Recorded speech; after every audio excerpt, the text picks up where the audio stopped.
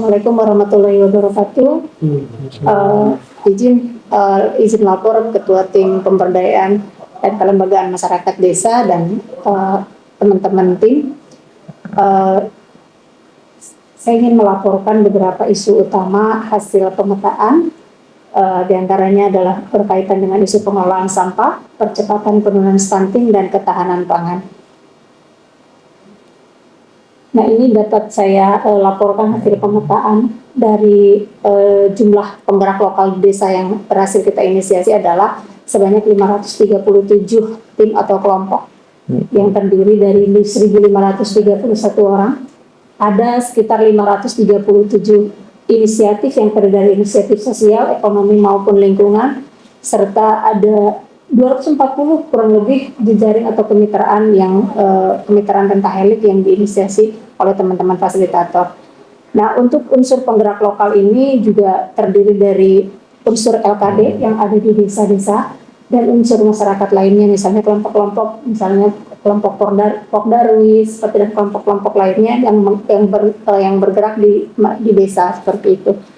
Yang selanjutnya yaitu adalah inisiatif yang berdasarkan tadi isu utama masalah penurunan stunting itu ada 280 inisiatif. Yang kedua adalah pengelolaan sampah itu ada 345 inisiatif dan ketahanan pangan sebanyak 250 inisiatif.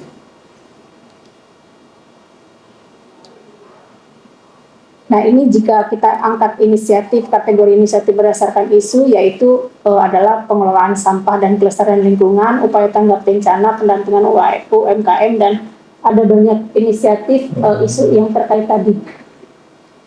Selanjutnya adalah jika kita mengkategorikan inisiatif berdasarkan indikator, yaitu ada dari IKS itu diantaranya adalah kepesertaan BPJS, aktivitas posyandu, poskamling, tempat sampah, pendampingan PMKS, kelompok olahraga, TBM, dan lain sebagainya. Dan ada pun juga yang terkait indikator ekonominya, ada pasar desa, kelompok UMKM, akses kredit, akses lembaga dan perbankan, serta akses transportasi, lembaga ekonomi, dan jasa logistik.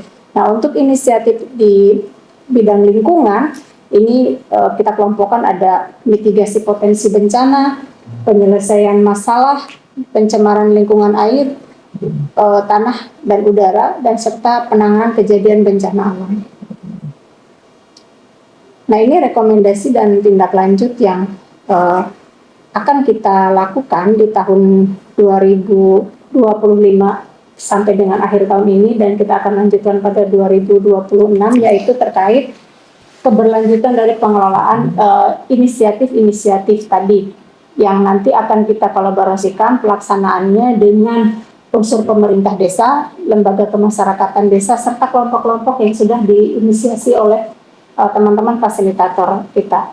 Mungkin itu Pak Ketua Tim yang dapat saya sampaikan. Selanjutnya saya mohon arahannya dan rencana perbaikan tindak lanjut ke depannya. Demikian, Assalamualaikum warahmatullahi wabarakatuh. Assalamualaikum warahmatullahi wabarakatuh. Terima kasih terkait tentang penjelasan yang tadi sudah dipaparkan. Mungkin ada sedikit pertanyaan dari kita sebagai tim. Sebenarnya apa sih kendala atau tantangan yang menjadi kendala utama atau tembok utama yang menjadi permasalahan di lapangan seperti itu, Bu? Mungkin Ibu bisa jelaskan itu. Izin, terkait kendala khususnya di para penggerak lokal yang hasil dampingan tersebut adalah kita bisa mengelompokkan teman-teman penggerak lokal ini di tahap pemula, tahap bisa, dan tahap mandiri seperti itu ya jika kita kelompokkan. Nah, dari sekian ratus tadi para penggerak yang sudah kita inisiasi ini semuanya target kita di tahun ini dan tahun depan itu adalah di level minimal bisa seperti itu, sehingga mereka mampu secara dan percaya diri melanjutkan inisiatif yang sudah kita inisiasi secara bersama seperti itu. Nah, kendala tadi terkait kemampuan dari para tim penggerak ini juga memang masih belum, apalagi di tahap mandiri masih banyak sekali yang belum sampai di tahap bisa. Nah, ini juga mungkin rencana tindak lanjut kita ke depan adalah terkait pengelolaan para penggerak lokal ini, khususnya bagaimana kita meningkatkan kapasitas pada mereka sehingga mereka mampu membuat perencanaan terkait kegiatan yang sudah diinisiasi tersebut. Terima kasih atas paparannya barusan, cukup memuaskan, dan kita kedepannya mungkin tindak lanjutnya harus kita tingkatkan kembali. Mudah-mudahan ada beberapa hal yang bisa kita kolaborasikan, terutama terkait dengan penggerak lokal. Nah, kita berharap penggerak lokal ini dapat kita akselerasi ke depannya, terutama terkait tentang isu-isu yang kontemporer. Itu saja. Terima kasih Bu atas paparannya. Mohon maaf juga dari kami. Assalamualaikum warahmatullahi wabarakatuh. Waalaikumsalam warahmatullahi wabarakatuh. Ya. Bu, ini simulakor Bu hasil pengolahan data inisiatif yang masuk ke sistem kita, ke link kita terkait inisiatif mandiri yang diinisiasi oleh teman-teman fasilitator di lapangan dengan para penggerak Bu. Ada sekitar 537 inisiatif yang terbagi dalam sosial, ekonomi maupun lingkungan. Ini kita split daftar inisiatif kita per kabupaten Bu. Jadi ada 17 kabupaten, kita sudah split datanya baik inisiatif sosial, ekonomi maupun lingkungan. Nah, daftar-daftar inisiatifnya juga sudah kita kelompokkan, termasuk nama-nama inisiatif. Nah, ini yang mungkin kita akan tindak lanjuti dan kelola bersama inisiatif dampingan dari teman-teman para penggerak lokal seperti ini.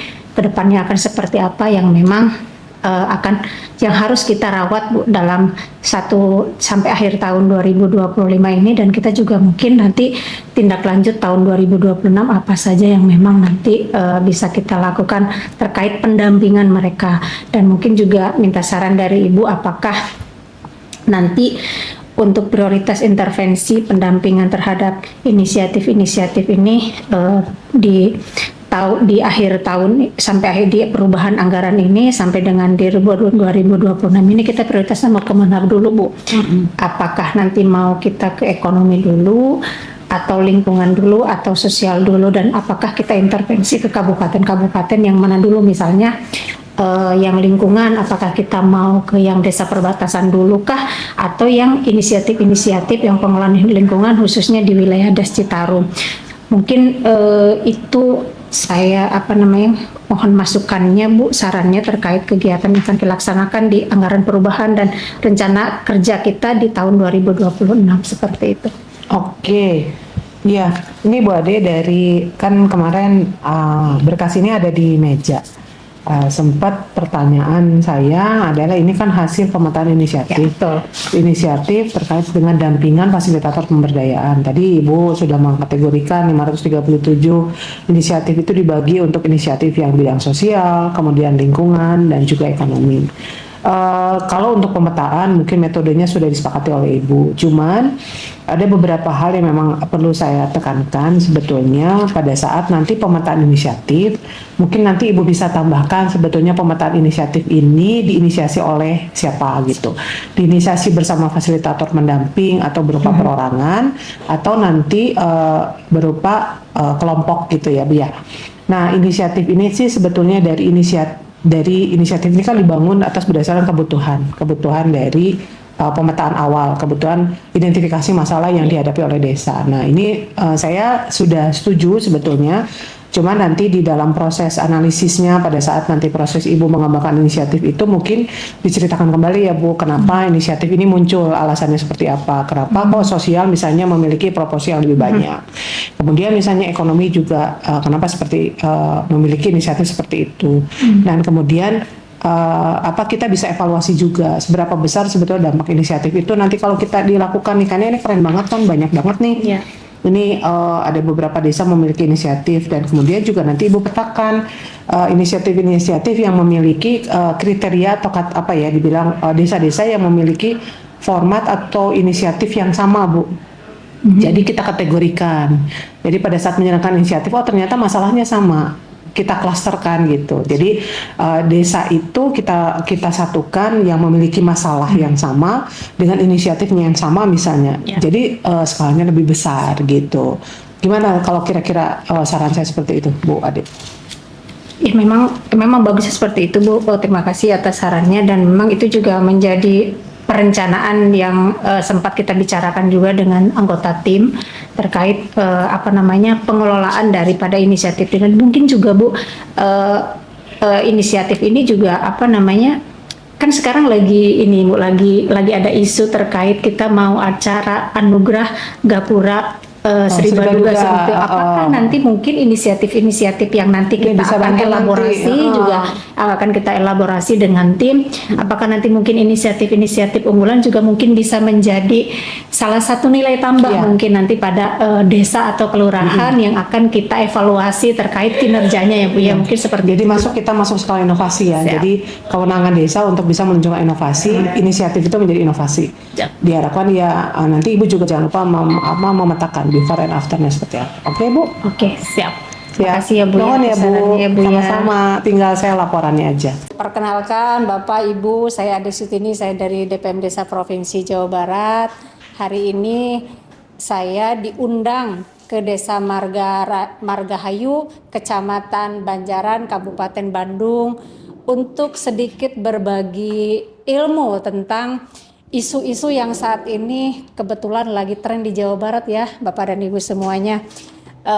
Masalah isu lingkungan seperti itu. Tapi sebelumnya saya izinkan saya menyapa dulu kepada yang terhormat Pak Kades Wilujeng Sumping. Pak Kades hatur nuhun undangannya Pak Kades. Sami-sami. Ada juga Bapak Ketua BPD, Bapak Ketua DPD, ada juga dari unsur LPM, ada dari PKK, Posyandu, dan ini nih ada dari anak muda nih, ada tim penggerak lingkungan ya, ada penggerak lingkungan Pak Galang. Hatur nuhun semuanya atas kehadirannya.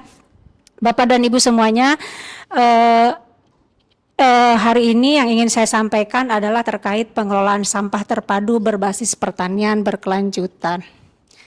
Nah, dasar hukum terkait pengelolaan sampah ini yang akan saya coba sampaikan adalah Undang-Undang Nomor 18 Tahun 2008 tentang pengelolaan sampah. Dari Undang-Undang 18 tahun 2008 ini tentang pengelolaan sampah, ada 4 poin yang ingin saya tekankan Bapak dan Ibu semuanya. Yang pertama adalah bahwa tidak boleh ada TPA, tempat pembuangan akhir open dumping. Mungkin Bapak dan Ibu semuanya sudah pernah mendengar ya open dumping itu. Open dumping itu membuang sampah tanpa ditutup tanah, jadi sampahnya terbuka begitu saja. Mungkin yang selama ini kita juga pernah melihat ya di TPS maupun di TPA. Yang kedua adalah sampah dipandang sebagai sumber daya. Jadi tidak boleh membakar sampah yang tidak sesuai dengan persyaratan teknis pengelolaan sampah. Jadi bukan tidak boleh membakar sampah, boleh Bapak dan Ibu membakar sampah, tetapi ada caranya membakar sampah yang justru tidak menimbulkan masalah lagi gitu. Membakar sampah tetapi sudah berakhir masalah sampah tersebut. Jadi bukan membakar sampah yang akhirnya asapnya kemana-mana, akhirnya menimbulkan masalah baru. Yang ketiga, dalam pengelolaan sampah ini juga yang sering umum kita dengar adalah prinsip 3R, reduce, reuse, dan recycle Bapak dan Ibu semuanya. Jadi fungsi dari 3R itu adalah meminimalkan jumlah sampah, menggunakannya kembali, serta memisahkan mana sih jenis sampah yang bisa didaur ulang dan tidak bisa didaur ulang. Lalu yang keempat, bahwa sampah itu harus dikelola sejak dari sumbernya. Sumbernya di mana Bapak dan Ibu? Di rumah kita masing-masing. Nah, dari pasal 11 ayat 1 Undang-Undang 18 tahun 2008 adalah bahwa setiap orang dalam pengelolaan sampah rumah tangga dan sampah sejenis rumah tangga wajib mengurangi dan menangani sampah dengan cara yang berwawasan lingkungan. Nah, Bapak dan Ibu semuanya yakin nggak kalau kita setiap hari kita menghasilkan limbah atau sampah dari diri kita? Sangat yakin. Nah, jadi apapun aktivitas kita, apapun pekerjaan kita, apapun kegiatan kita, Bapak dan Ibu semuanya, kita menghasilkan produk apapun pasti ada produk sisa. Nah, produk sisa inilah yang kita namakan sampah atau limbah seperti itu. Nah, tadi sudah kita sampaikan sampah atau limbah ini proses penanganannya ada 3, reduce, reuse, dan recycle Bapak dan Ibu semuanya ya tadi. Nah, Dari hasil ini kita akan pilah sampah-sampah ini. Ada yang termasuk sampah plastik. Nah, sampah plastik ini yang bisa kita daur ulang Bapak dan Ibu semuanya. Ada sampah organik dan lain-lain ya. Lain-lain tuh berbagai macam. Bahkan ada sampah-sampah yang berbahaya, yang mengandung unsur-unsur berbahaya, dan ini perlu penanganan khusus. Nah, untuk sampah organik Bapak dan Ibu semuanya, ini juga kita bisa kelola dan bisa menghasilkan uang tambahan, yang ini juga menjadi sumber penghasilan tambahan bagi rumah tangga di desa. Sampah organik ini kita kelola di prosesnya melalui composting Bapak dan Ibu semuanya. Setelah sampah organik itu jadi kompos, itu akan menghasilkan pupuk tanaman, dan ini juga pupuk tanaman tadi adalah pupuk tanaman organik yang ini juga akan meningkatkan produksi pertanian, yang kebetulan di desa Bapak dan Ibu semuanya adalah potensi pertaniannya cukup tinggi ya Bapak dan Ibu, sehingga memang kita bisa beralih mulai sekarang ini kan kita sudah harus beralih dari mulai pupuk kimia kepada pupuk organik ya Bapak. Pupuk organik ini kita bisa memanfaatkan sampah-sampah yang kita kelola Bapak dan Ibu semuanya. Nah, ini juga kita dapat gambarkan Bapak dan Ibu semuanya, ini sering kita jumpai tumpukan-tumpukan sampah, apalagi ya 1-2 tahun ini ya Bandung sendiri kan problematikanya adalah sampah. Nah, Bapak dan Ibu semuanya, apabila memang sampah ini sudah selesai di rumah kita masing-masing, di rumah tangga kita masing-masing Bapak dan Ibu semuanya, jadi tidak ada lagi yang sampah keluar dari rumah kita karena sudah selesai permasalahannya di rumah kita. Sampah organik kita kelola jadi kompos, sampah anorganiknya kita sudah pisahkan, sampah plastiknya sudah kita pisahkan, dan kita bisa jual atau bisa kelola sampah plastik tersebut untuk didaur ulang, sehingga masalah seperti ini tidak akan pernah muncul lagi di kemudian hari, dan itu harapan kita semua. Mungkin itu secara sederhana yang bisa saya sampaikan Bapak dan Ibu semuanya. Selanjutnya kita perbanyak sesi diskusi. Hatur nuhun. Assalamualaikum warahmatullahi wabarakatuh. Assalamualaikum warahmatullahi wabarakatuh. Yang kami hormati Bapak Kabag Tata Pemerintahan Setda Kabupaten Garut, yang kami hormati Bapak Kepala Bidang Penataan Desa DPMD Kabupaten Garut, yang saya hormati rekan kami dari DPMD Provinsi Pak Insinyur Tribudi yang merupakan Sekjen Driver Desa DPM Desa Provinsi Jawa Barat, Bapak Profesor Dr. Endar Bagus yang merupakan pakar geolistrik dan geofisik Institut Teknologi Bandung, serta para undangan yang insya Allah kami juga menghadirkan perwakilan dari Bapak Kepala Pusat Air Tanah Geologi Tata Lingkungan Kementerian SDM, OPD-OPD dari Provinsi Jawa Barat, OPD-OPD dari Kabupaten Garut terkait, dan Bapak Ibu Camat Sucinagara, dan Bapak Kad. Yang pertama adalah hasil dari pembahasan Zoom kemarin terkait permasalahan kekeringan di Desa Sukalaksana, Kecamatan Sucinagara, Kabupaten Garut. Itu tersebut berkenaan dengan layanan kebutuhan dasar masyarakat dan rencana pemulihan lahan sawah untuk program swasembada pangan. Nah, kebijakan dan peluang melalui program Pusat Air Tanah Geologi Tata Lingkungan, Kementerian Energi dan Sumber Daya Mineral Republik Indonesia ini menyelesaikan masalah desa tersebut. Yang ketiga adalah poin program dan kegiatan pada UPTD dan bidang air tanah pada Dinas Energi dan Sumber Daya Mineral Provinsi Jawa Barat terkait eksplorasi geolistrik, riset air tanah, dan konservasi air tanah. Yang keempat adalah potensi program dan kegiatan pada Dinas Pengelolaan Sumber Daya Air dengan pembangunan waduk dan konservasi sumber mata air pada hulu Sungai Cisangkan di Kabupaten Garut. Yang kelima adalah potensi program dan kegiatan pada Dinas Tanaman Pangan dan Hortikultura Provinsi Jawa Barat tentang kebijakan swasembada pangan dengan program pompanisasi dan pengembangan sumur air tanah berbasis tenaga surya. Yang kelima adalah pemberdayaan masyarakat desa untuk melakukan gerakan penyelamatan dan rehabilitasi hutan dan tanaman serta mata air hulu Sungai Cisangkan Kabupaten Garut.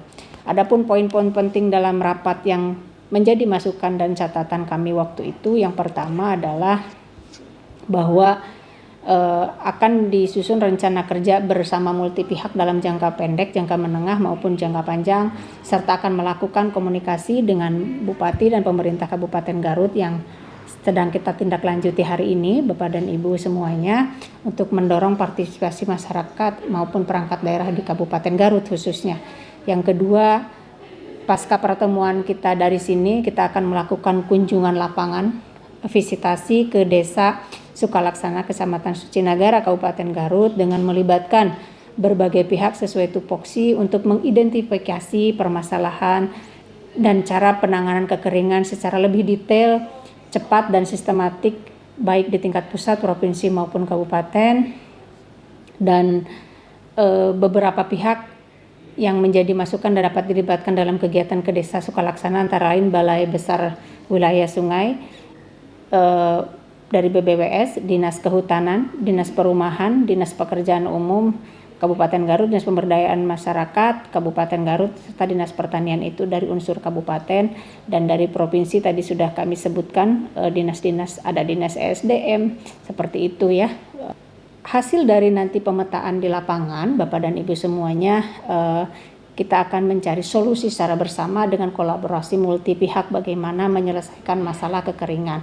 Jika masalah kekeringan di Desa Sukalaksana ini terselesaikan, maka tentu akan banyak terjadi perubahan pada kehidupan masyarakat, khususnya masyarakat Desa Sukalaksana. Untuk itu, kami dari DPM Desa Provinsi Jawa Barat akan terus melakukan pendampingan terhadap masyarakat, bagaimana menyikapi perubahan pasca nanti desanya sudah tidak mengalami kekeringan. Tentu perubahan ini akan sangat dirasakan oleh masyarakat di Desa Sukalaksana yang tadinya kekurangan air, nanti insya Allah berlimpah air. Tentu ini juga akan bergeser pada ekonomi masyarakat, bagaimana masyarakat ini mungkin juga nanti ada beberapa pergeseran baik dari masalah kehidupan sosialnya, kehidupan ekonominya, maupun terhadap dampak terhadap lingkungan. Nah, ini yang terus insya Allah akan kita dampingi baik dari Dinas Pemberdayaan Masyarakat dan Desa Provinsi maupun dari Kabupaten Garut. Kita akan melakukan sinergi seperti itu Bapak dan Ibu. Dan mohon izin pasca dari sini kita akan melanjutkan visitasi lapangan Bapak dengan tim.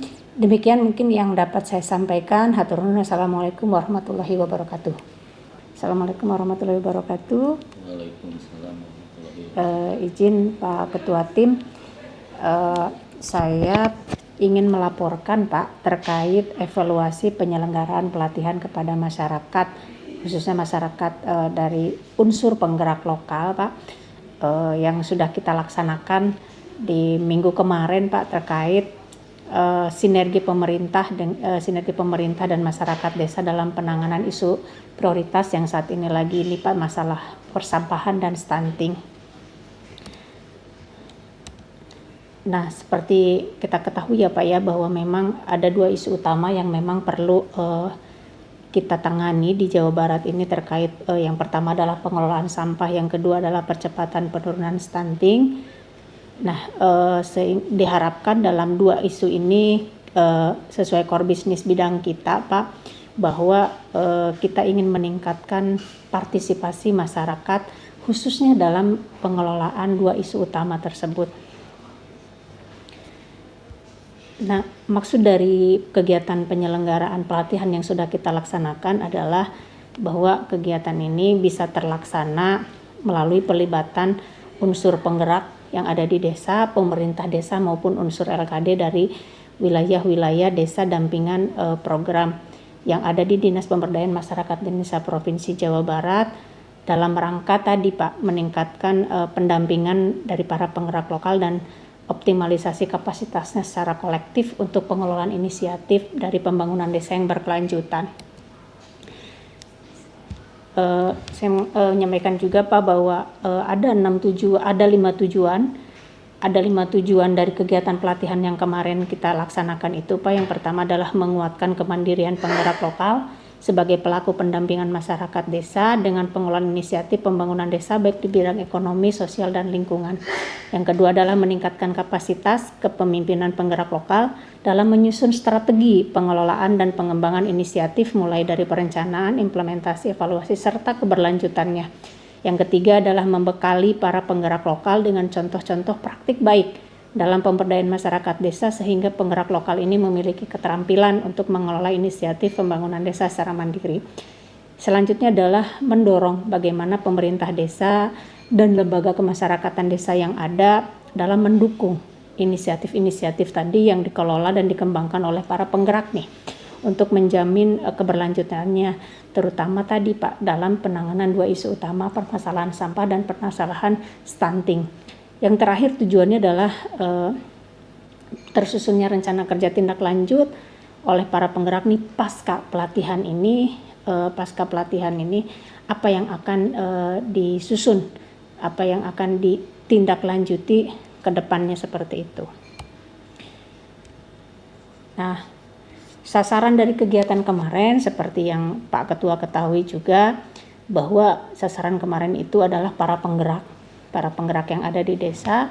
Yang kedua adalah pemerintah desa, unsur-unsur pemerintah desa. Yang ketiga adalah unsur dari lembaga kemasyarakatan desa, baik itu RT, RW, Posyandu, PKK, LPM, seperti itu maupun Karang Taruna, serta teman-teman fasilitator lapangan dari program yang dimiliki oleh DPM Desa Provinsi Jawa Barat, sehingga sasaran ini bisa nanti ke depannya untuk saling mendukung Pak dan membangun partisipasi demi kemandirian desa melalui pengelolaan inisiatif secara berkelanjutan baik di bidang ekonomi, sosial maupun lingkungan.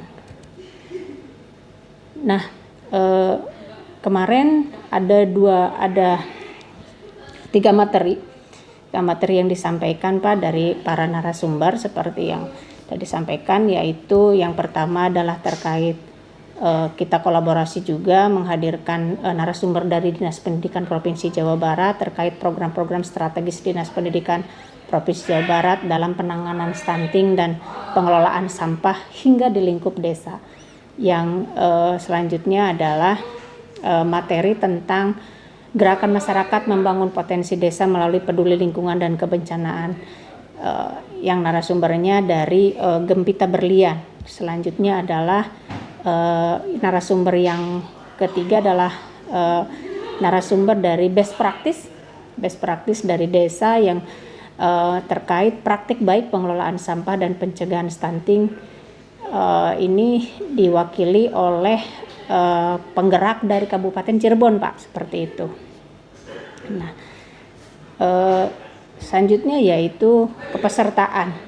Jadi hasil evaluasi kemarin dari pelatihan itu jumlah peserta yang hadir itu berasal dari unsur DPMD Kabupaten Pak dan Kota Banjar, unsur pemerintah desa dari 300 desa, dampingan dari fasilitator program DPM Desa Provinsi Jawa Barat. Yang ketiga yaitu dari unsur LKD, hampir semua unsur LKD, minimal 6 unsur LKD itu hadir, ditambah para penggerak dan masyarakat serta tokoh masyarakat yang ada Pak, seperti itu. Mungkin itu Pak Ketua yang bisa saya sampaikan terkait evaluasi pelaksanaan pelatihan yang telah kita laksanakan. Hapunten jika memang banyak kekurangannya dan mohon masukannya Pak Ketua. Turun. Assalamualaikum warahmatullahi wabarakatuh. Waalaikumsalam. Bismillah, Assalamualaikum warahmatullahi wabarakatuh. Selamat pagi teman-teman tim semuanya. Hatur nuhun atas kehadirannya. Pada pagi hari ini saya akan coba menyampaikan dan mengingatkan kembali teman-teman terkait peran dan fungsi ASN serta netralitas ASN tidak berpihak kepada hal apapun, terutama memang tahun ini teman-teman adalah tahun politik yang mana ada serangkaian pesta politik saat ini, yaitu adalah rangkaian pilpres maupun pilkada.